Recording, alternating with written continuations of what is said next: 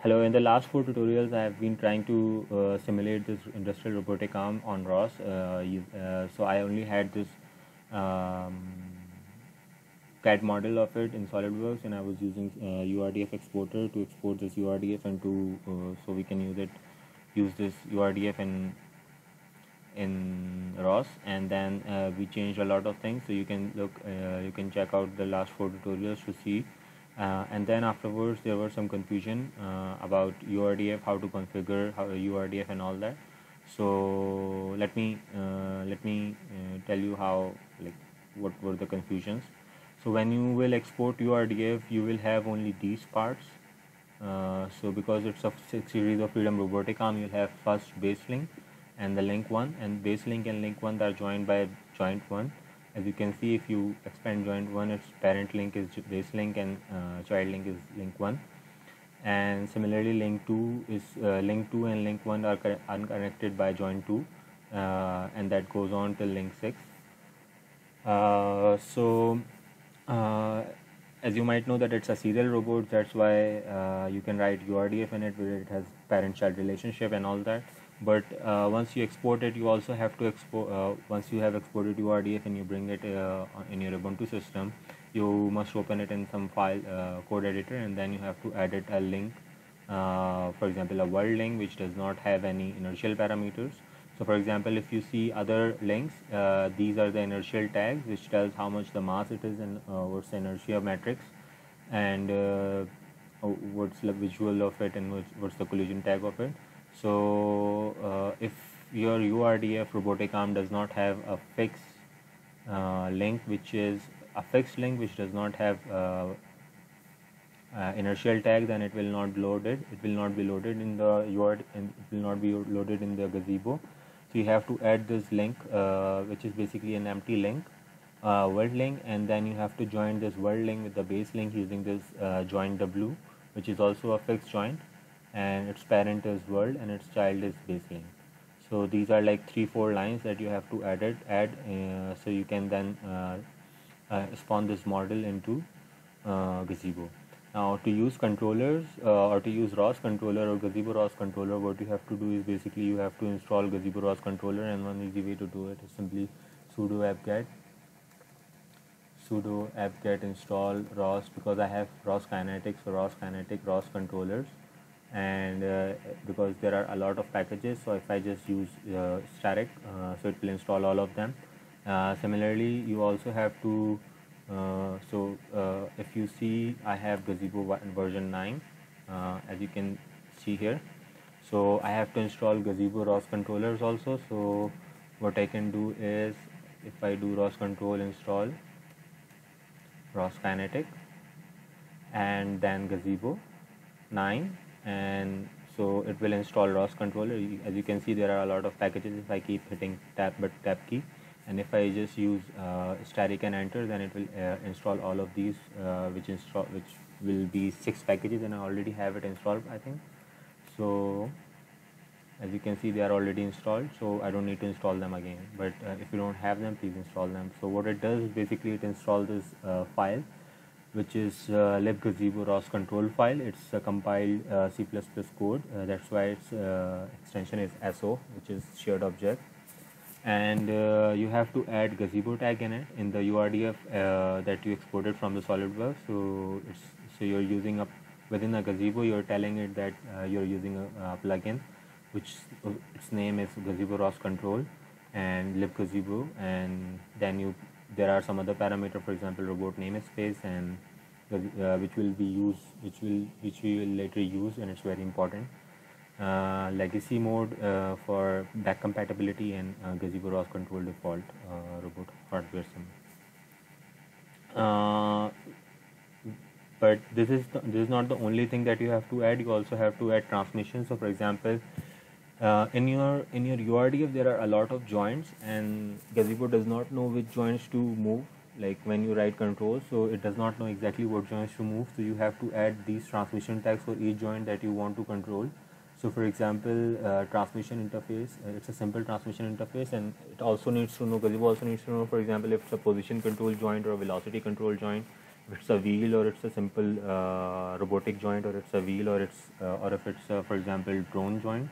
So these are things that are mentioned in the transmission tag, which Gazebo ROS control plugin basically takes in and see which kind of joint you are trying to move.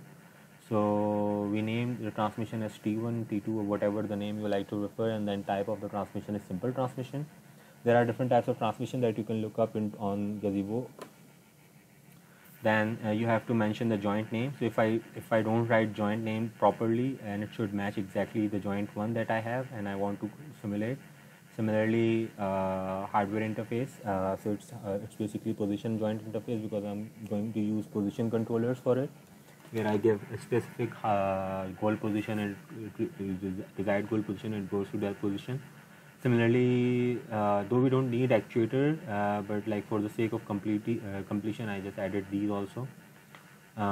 You can because there are position controllers and there are actuators position controllers, so you can use them also. The difference is that in position controllers, it's also I think it's understood that like for example, if your joint has encoders, and then that encoder converts into joint angle. So in position controllers, they assume that you give the joint angles, not the encoder text. But in actuator, you provide actually the encoder text. Similarly, there is this mechanical reduction ratio also, which is basically gear ratio. And yeah, because I have 6 joints, 6 movable joints and 2 fixed joints, I don't need to move. So I just added 6 transmissions for 6 movable joints. So as you can see, it's transmission 1. Similarly, in transmission 2, I write joint 2L, and this goes on for joint 6 till joint 6T. So this is how you configure it. Now, for example, this is the part where you can just spawn this URDF into Gazebo, and you will have a model, but you won't be able to control it, because though you have mentioned the transmission and the ROS Gazebo plugin into the URDF, but you have not started the controller here. So that was the topic of my last video, so I'm just going over it, so it's easier for anyone who has not watched it properly, or if there was some voice issues in that. So so the whole idea is that once you edit these transmissions in this Gazebo plugin, what you do is you write config files for the controller. So there are different types of controllers. So I'll show you controllers type and how to write them. So first, the first controller that you always have to write is joint state controller. So joint state controller is basically not a controller; it's a feedback It's basically a feedback. So it tells what is your current joint values and joint positions, and it includes joint position, velocity, and acceleration, and all that, and torques. So it's just a simple. It starts publishing the joint values here. So if you don't have it, it will be problematic for you, because this joint state controller publishes to joint states, and I'll show you what I mean. So for example, if I start ROS launch GP7 visualization control Gazebo launch file, and it will start Gazebo in a minute. And as you can see, it says loaded Gazebo control file. I'll just do this. And because we have not mentioned pgain for all the joints, because you don't need to, but if you want to, you can do it. So here's our robotic arm, and currently so I started this launch file.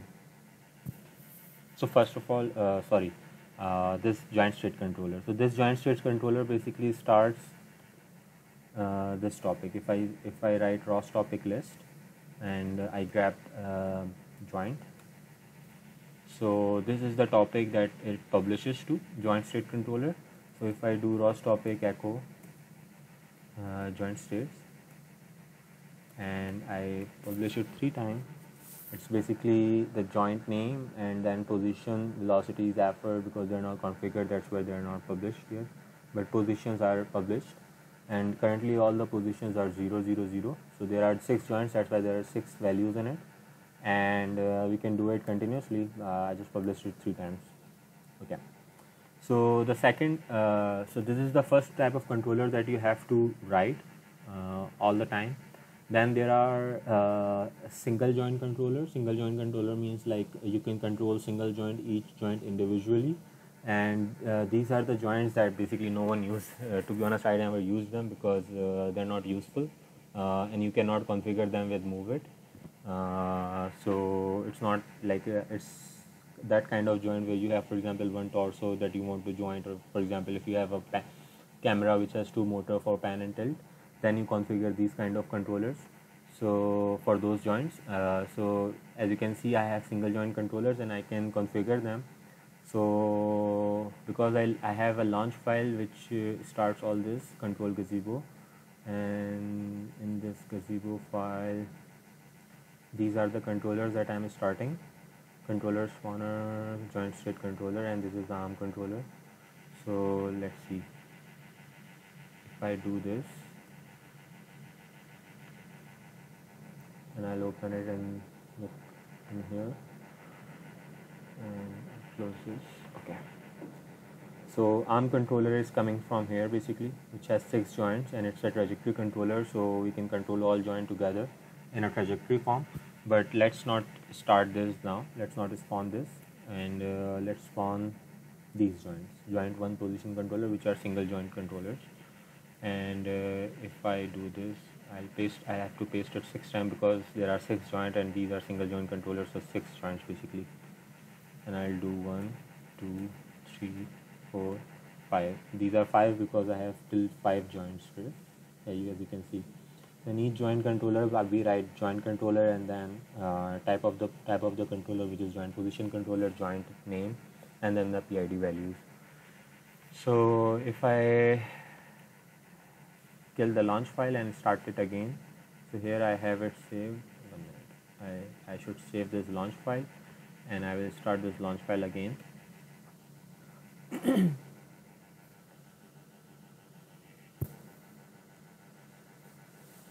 Okay, and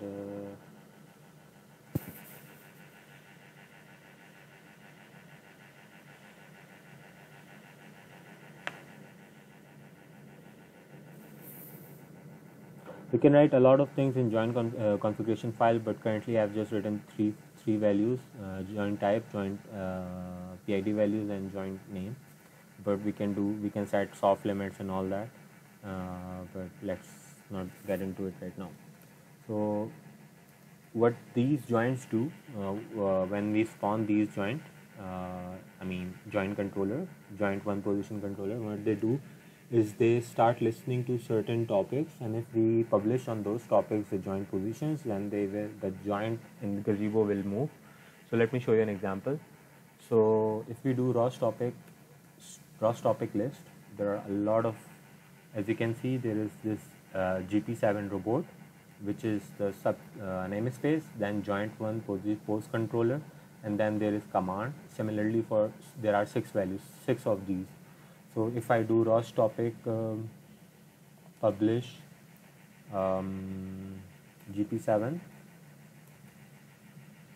joint 1, for example, and I can hit tab again and again, and it will show me that it's a standard message float 64 type. And if I write 1 in it, which is basically 1 radian, so it should move to 1 radian, right? And it did it suddenly because there are 2 things. First, I have PID gains very high, so it did it very fast.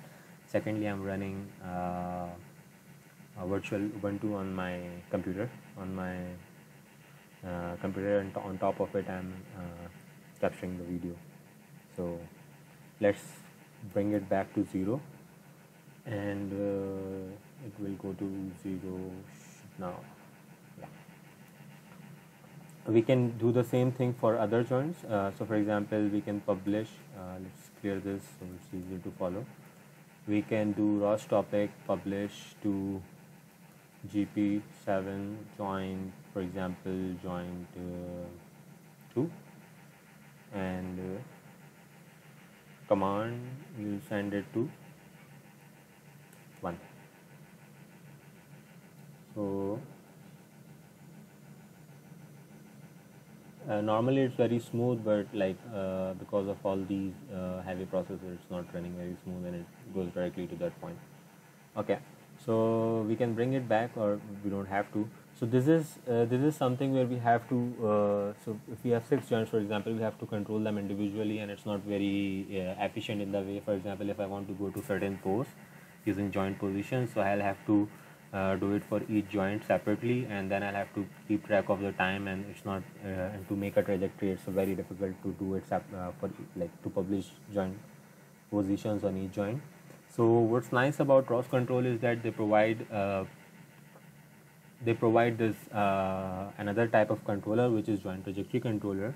As you can see, I've written it in the config file, and what it does is basically it takes joints, well, joint names, or that is joint 1 2 3 4 5 6, and it already, because you have already configured in the transmission that these are movable joints, so we don't have to worry about it.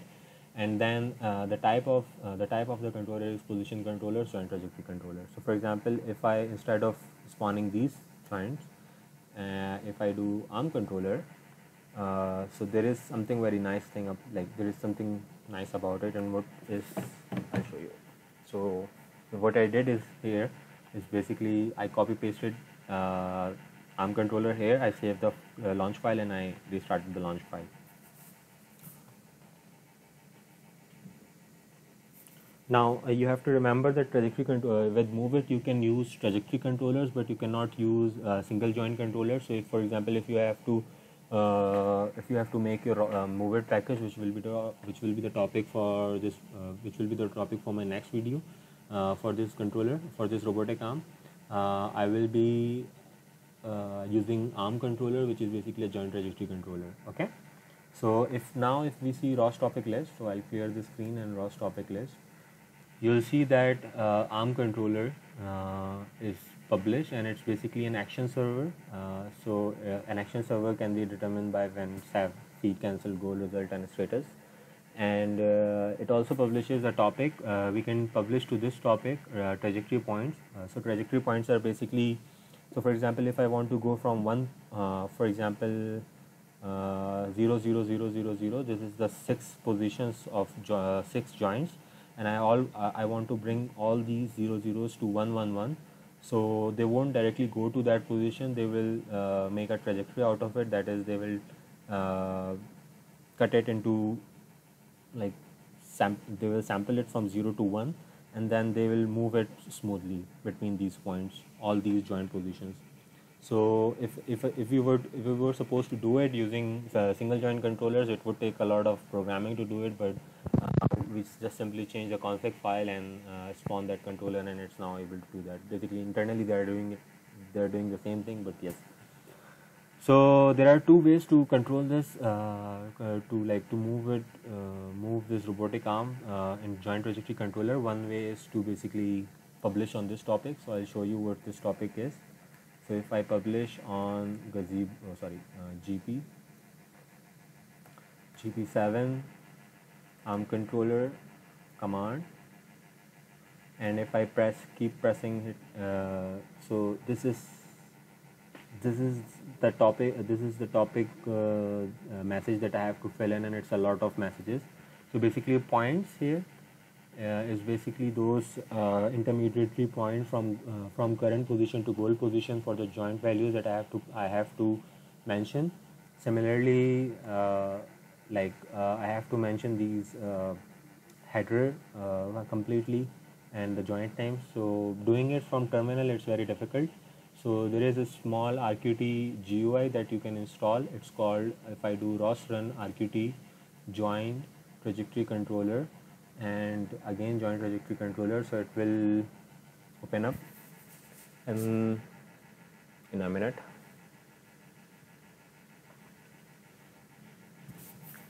Okay.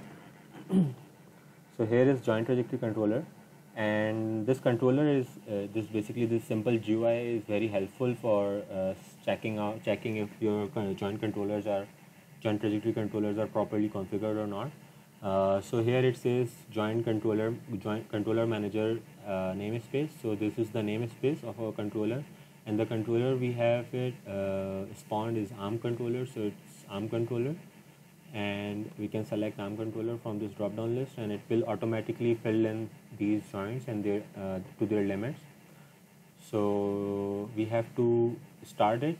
So enable or disable sending commands to controller, and what it internally does is basically when I, for example, move this, if you can see I am moving, if I move this arm should move. Yeah. So what it is doing internally, this RQT joint trajectory controller is basically it's doing the same thing that I mentioned. It's publishing to ROS topic. It's publishing to this topic basically. So we can verify it by echoing this topic. So GP7 robot ARM controller command. So if I for example echo it, so it's basically I'm subscribing to this topic. So as you can see currently it's publishing 0.712 because there is this value 0.712, and if I move it here it will change. As you can see here, joint 1 position changes, and it in the gazebo it will move a little slower because as you can imagine a lot of things are going on my computer. And if I move it again to 0.2, so as you can see it's 2.2. Here on the topic it's 2.2, and it goes to 2.2. So this is how you can check if your robot is your joint trajectory controllers are working properly or not, and we can do it for all. And this RQT joint trajectory controller GUI is very helpful because these sliders are basically to the limit of the maximum joint values or the minimum joint values for each joint. So you don't have to worry about if, like for example, you can give maximum value or minimum value. So for example, I can't go behind this, like go beyond this or above this. So this is very nice, and you can actually make this in Python if you want. You can subscribe to this topic and you can write this RQT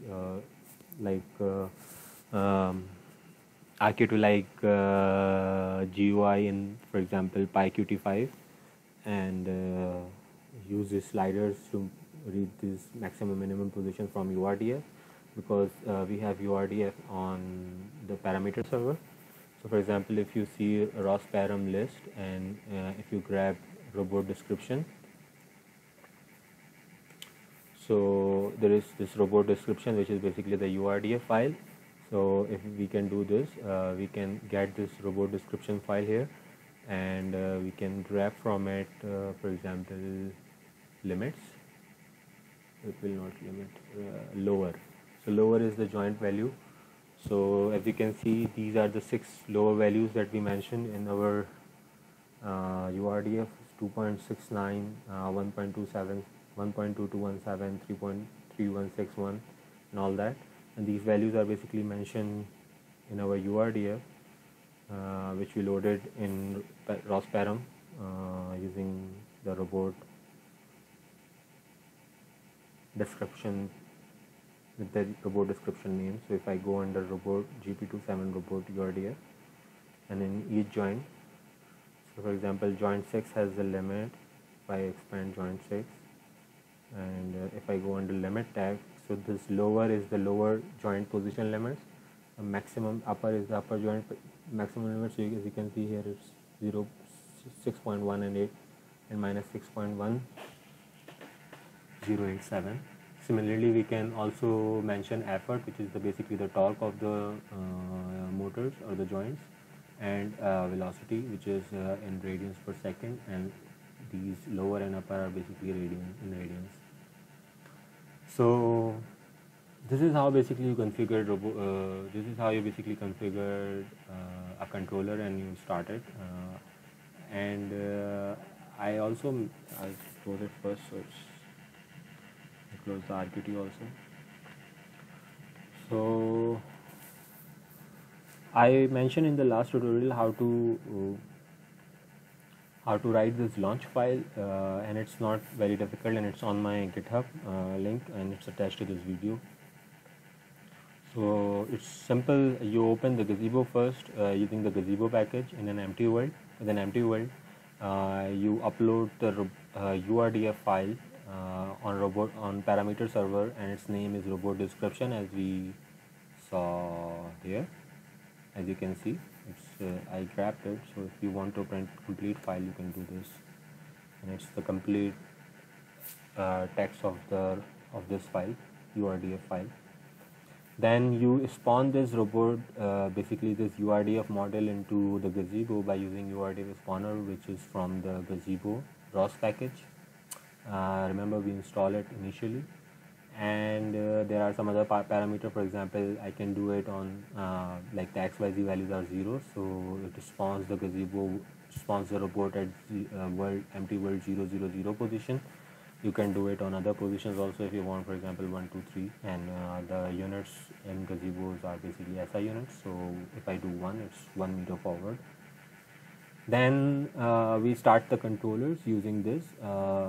So sorry, not to start the controller, we basically uploaded the config file, this config file, joint controllers config file, into the parameter server.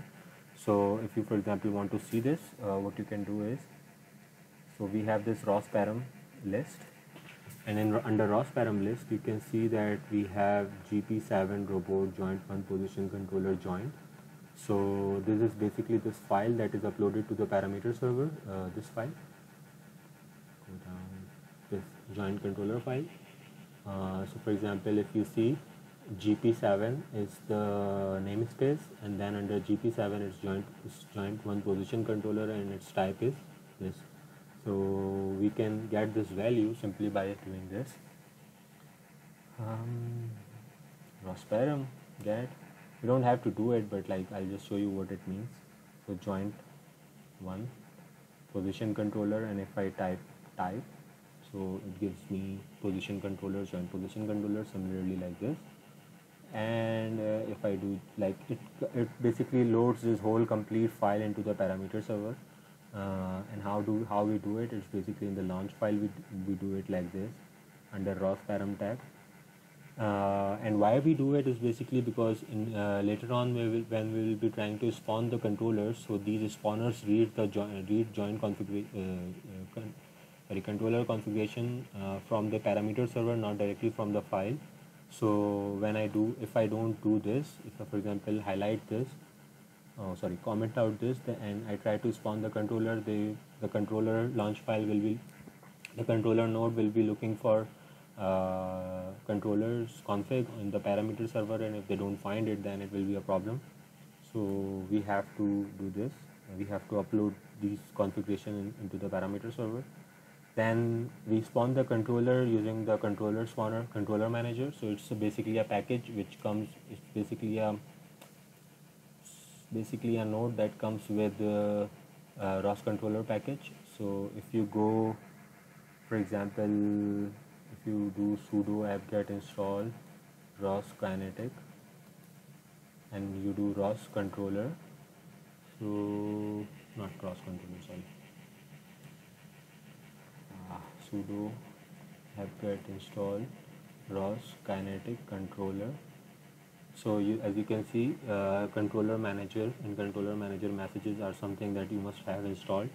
So to install them, simply write this controller and press use static key, and it will install all of these packages, not these concert like type control. So now it will install only these packages, controller interface, controller messages, and all that. Similarly, I forgot to tell you one thing. So if you want to use RQT joint trajectory controller, you will have to install it also. So I don't think it comes with the basic ROS installation file.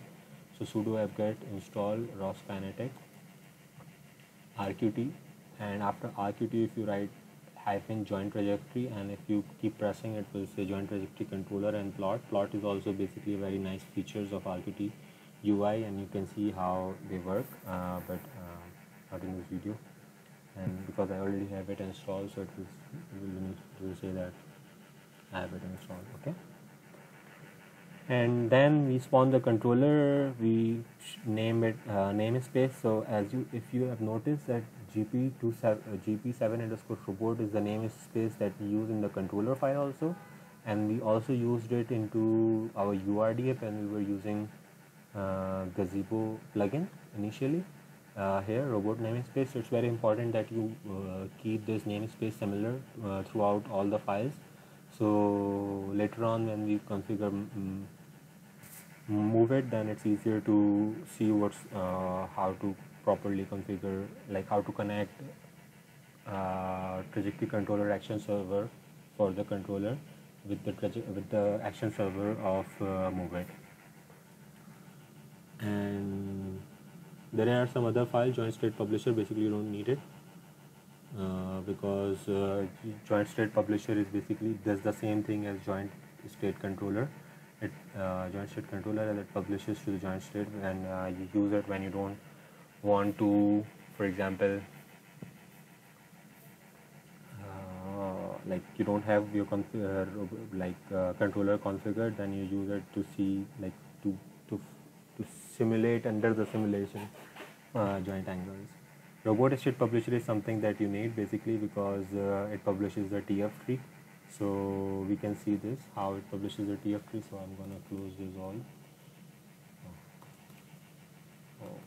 Okay. And if I run RBase, so there is this small problem that because I did not source my terminal, this one, so it can't find these mesh files. So if I source this and then run RBase, then it won't give me this error. See, this sourcing basically puts this package into the terminal source terminal path, and it's everything that runs from terminal will see this path.